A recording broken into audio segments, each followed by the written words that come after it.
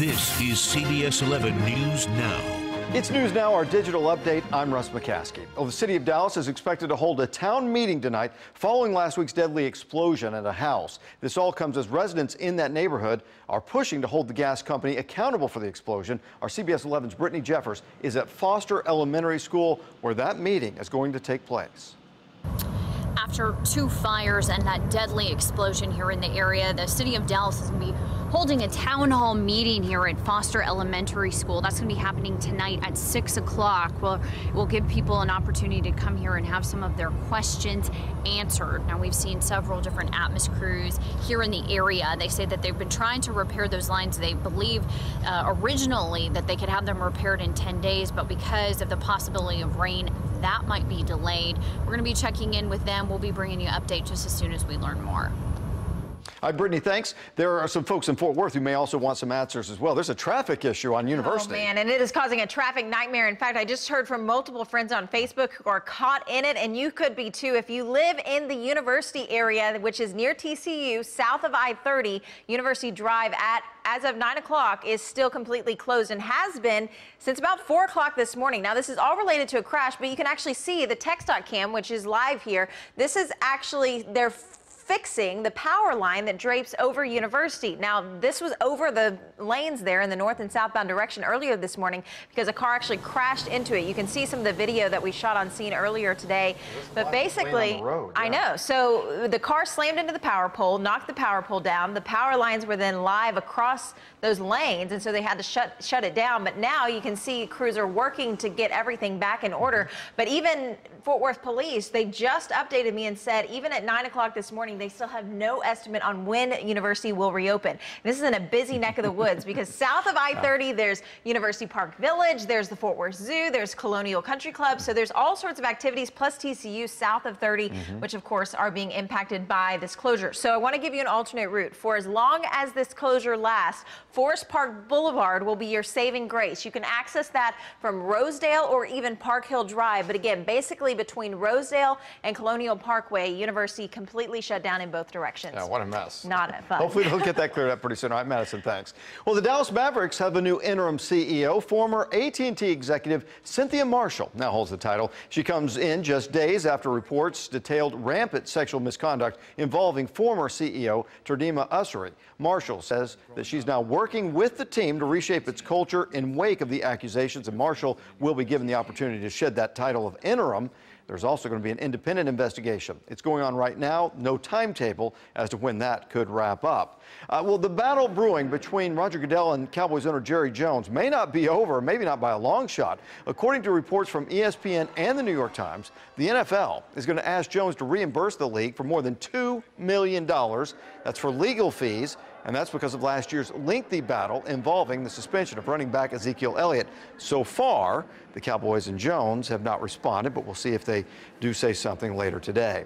So that is just not going away anytime soon. All right, weather-wise, the rain that lasted last week, we got a little brief respite from it, but it's not going away either. No, it's back. Yeah, it's coming back. Yeah, yesterday was beautiful after we got rid of the fog. Now we're dealing with that fog and drizzle again this morning, and even a little bit of rain showing up already on the radar. We've had a couple of light showers this morning. Those will continue to work up from the south, and we'll see more of this and heavier stuff than this on the radar as we get into the afternoon. A picture right now, this is live just after 9 a.m. in Frisco, cloud cover, temperatures in the lower 50s. Here's a look at the future sky forecast, and we're going to be looking at by noontime that rain coverage getting a little bit heavier, a little bit larger. I think the window to see the most rain is going to be between about noon and 4 o'clock. By 4 o'clock, as the picture shows you right now, most of the storms will be moving east of the Dallas-Fort Worth area. But then we'll get another round tomorrow, more than likely tomorrow afternoon and evening. And then we'll look for a cold front to finally move through tomorrow night. That's going to clear us out. There will be some severe thunderstorms today. I don't expect widespread severe weather, but a couple of storms could produce up to maybe quarter-sized hail, but those are going to be few and far between. And same basic story tomorrow. There is a risk for isolated severe storms or scattered severe storms, mainly east of the Metroplex, with the main threat being quarter-sized hail. And we're looking at maybe another half an inch to an inch of rain before all is said and done, which is something normally we would think that's fine, but because of what happened last week, we could be looking at more localized flooding because of the storms today and tomorrow. So that's something that we will watch closely.